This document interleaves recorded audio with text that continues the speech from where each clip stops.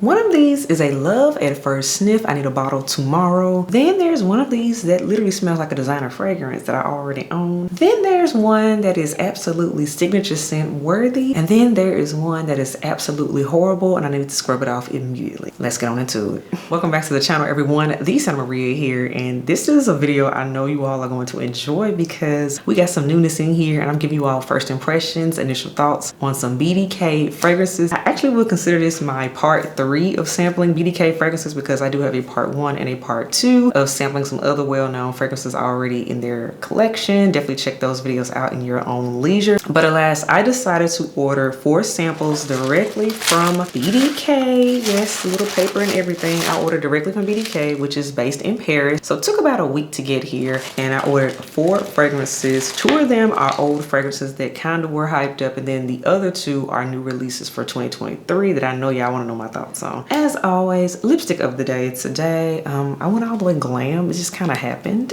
Lipstick of the day today is a classic. I'm almost out of it. This is MAC Riri Woo. As you can see, it's nothing but a nub left. I actually have a backup of it. So yes, as you all know, this was limited edition, but of course you can always go in with classic MAC Ruby Woo as an alternative. Next up, we have a fragrance of the day, and I was missing this. I wanted to just smell all yummy and delicious, particularly with the cacao touch. And this is Bond No. 9's Tribeca. No stranger to the channel. I already have a full dedicated review up on the channel to Bond No. 9's Tribeca, so definitely check that out at your own leisure. Bonus, because I know you all love a good makeup moment, I am wearing my Shayla and Dose of Colors Wifey palette. I showed you all this recently. I put it up in a reel. This is my first time wearing it. Get into the eyes. This is the palette. Dose of Colors did their thing with this one. It is a perfect bridal palette, and yeah, it's giving all the glam. All right, we've gotten all that out the way. Let's get into this sampling because that's what y'all really care about. So the first sample we're going to talk about, this one had a moment in the sun, I want to say about 1 year to 2 years ago, and this is of course BDK, and this is Bouquet De Hongrie.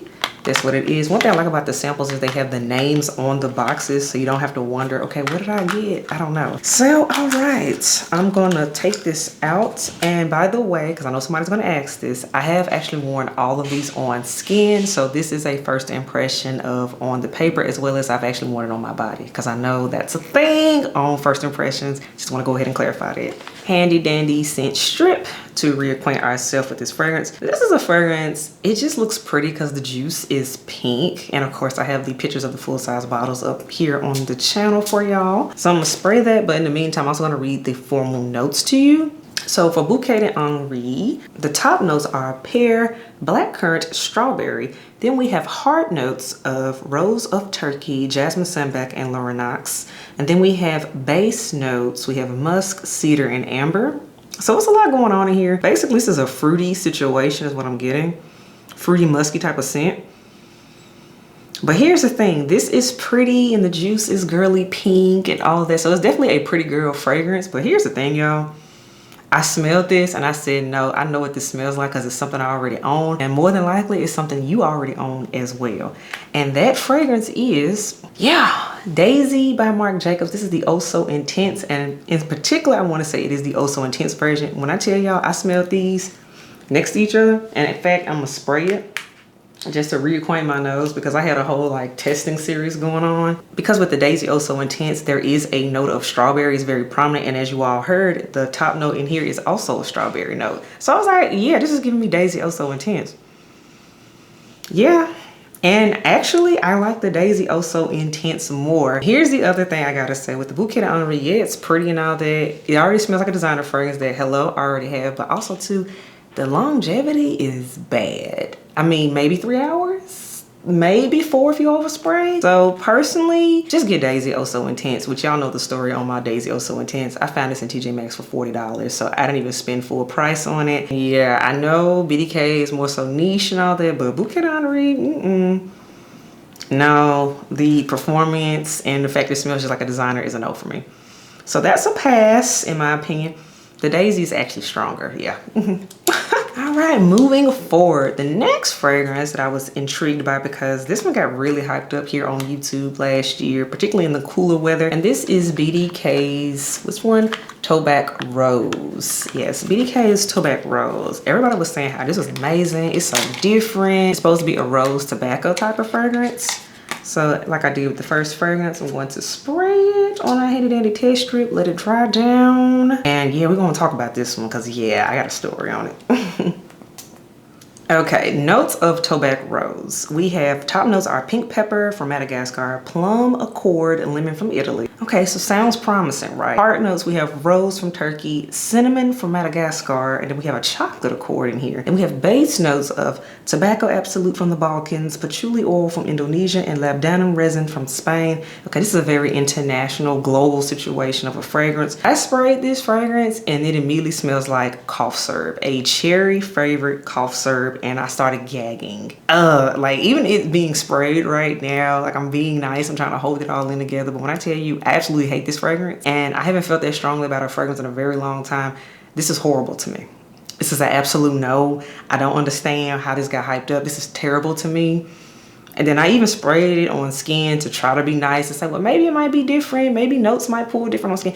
I still get cough syrup, and I can only inhale this one but so much because I might start to gag. And so this one is a absolute no. The girls lied. This ain't it. Tabac Rose, it's a no. This is horrible. It was an immediate scrub off. I grabbed my 91% alcohol and wiped it down because it was a no for me. Absolutely not. All right, now to the new portion of this here video. So this is a new release that came out towards the beginning of the summer, middle of the summer, and the fragrance I'm talking about is Vanille Leather. This is a release that we weren't really anticipating, particularly the notes, because it's giving more so cold weather, but we was like, okay, maybe they're just getting ahead, you know, to see what's gonna happen for the upcoming fall and winter seasons, right? Plus, vanille and leather, those are two notes that usually are a hit within the fragrance community, so I'm like, yes. So let's get into it. Here is what the official sample looks like, and I like that it mimics what the bottle looks like, so Vanille Leather. And yeah, let's get into Vanille Leather. I was really excited to try this one out because I've heard nothing but good things so far, although there aren't a lot of reviews on it. So the few reviews I have seen, they were positive, but of course, like I tell y'all, always trust your own nose, not just what's being hyped up here on YouTube or any other social media platform, because at the end of the day, you the one that gotta wear it. So let's spray Vanille Leather. All right, so let's get into the notes. We have top notes of pink peppercorn, violet accord. Then we have heart notes of tuberose absolute from India, jasmine absolute from Egypt, orange blossom absolute. Then let's get into these base notes. Base notes are vanilla from Madagascar, patchouli from Indonesia, and then we oak wood, leather accord, orris, and benzoin resinoid. It's a lot going on. Okay, they got a lot going on with all their fragrances with the notes. So BDK, I can't say you basic for that. So let's talk about this one. So Vanille Leather, y'all, real talk. This does not smell like the name, so absolutely do not blind buy this fragrance. If you're gonna think you're gonna get this heavy gourmand vanilla bomb, you are absolutely mistaken. If you think you're gonna get this heavy leather scent, you are also going to be mistaken. So particularly my fellas, because I know leather scents y'all kind of gravitate toward. This one is very sweet, and in my opinion, yes, it's technically a unisex scent, but this one leans feminine in my opinion. There's a sweetness to this, and in my opinion, it's coming from the orange blossom, but then there's a powderiness to it because of that orris, and I love anything that's orris or iris based. I'm a powdery lover.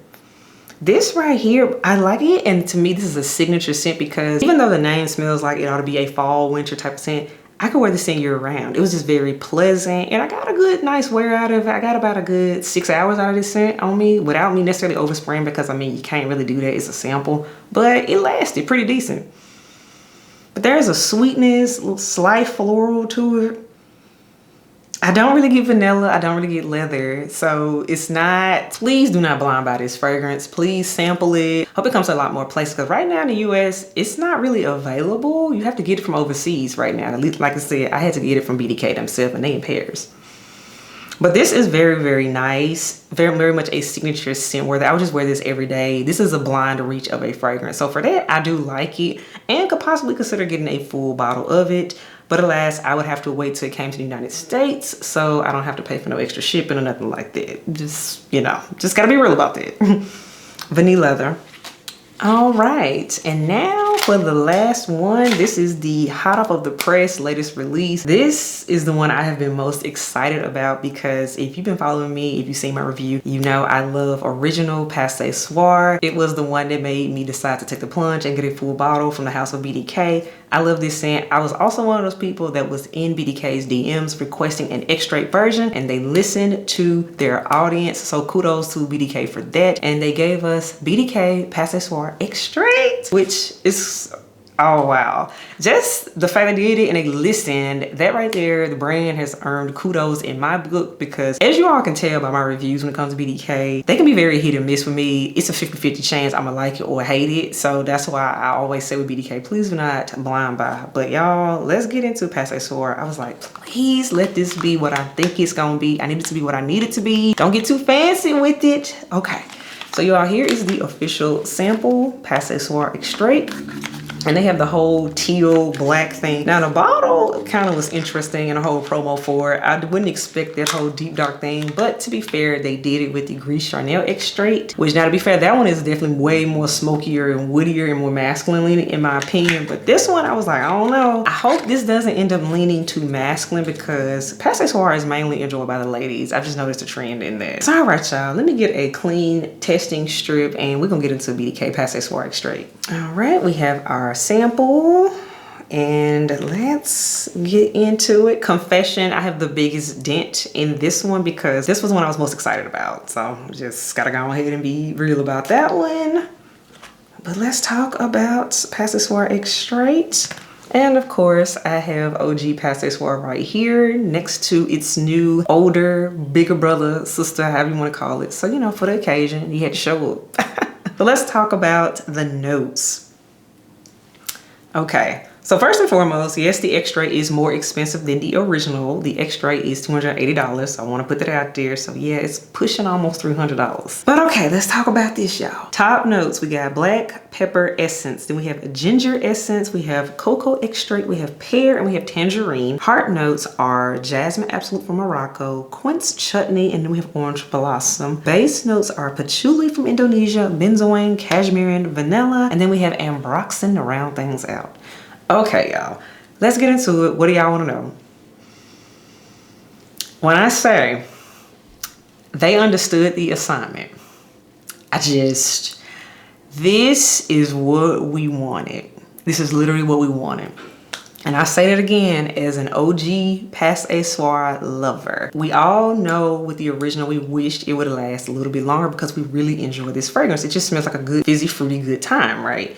Y'all, when I say this extrait lasts, it hugs paper and it also hugs skin, it hugs clothing. It lasts, y'all, even with a sample. And I wore this doing a full routine of outside, inside, errands, all that full day. When I tell you I could still smell this fragrance, I was getting wafts of it. And that is from a sample. So I can only imagine what it's like to have a full bottle of this fragrance and really just go in with it. Although you don't have to overspray this scent because this is a true extrait. They did not just label that and say, oh, you know, we're just gonna label it extrait, you know, it's a marketing scheme. No, it really is stronger. It's deeper, it's thicker, this is gonna be the it girl for fall. Mark my words right now. This is gonna be that new cold weather fragrance. I know a lot of us thought it was gonna be the Vanille Leather, but no, Vanille Leather ain't it. She just cute, but that girl is Pas Ce Soir Extrait. So y'all, real talk, this is the one I say this is immediately love at first sniff, full bottle needed by tomorrow. This is that good. And it's absolutely worth the full price because of the fact it's doing what it needs to do. And I appreciate the fact that they did not change the DNA too much where people aren't going to like it. It's just literally a thicker and denser version of the original. And that's what we be wanting when we say we want an extrait version. They did that. So BDK, kudos to you for doing this extrait version of Pas Ce Soir the way we wanted it to be done. I need a bottle tomorrow. I do. BDK's Pas Ce Soir Extrait is a absolute winner, and yes, it's the one to get of them all. So all right, elves, that wraps up my first impressions of testing these new BDK fragrances, or BDK sampling part 3, however you want to call it. But all in all, it was good, except for Tabac Rose. I hate that. no, I'm throwing that away. It's a no for me. But all in all, I enjoyed the fragrances. Bouquet De Hongrie, Vanille Leather, she cute, but Pas Ce Soir is the one I need. Yes, need, not want, I need. So as always, if you dig me, subscribe to the channel. If you're here for the content, hit that thumbs up button. And if you're not here for any of this, I guess you just don't want no BDK in your life. And okay. But alas, I'll catch y'all in the next video. Bye, y'all.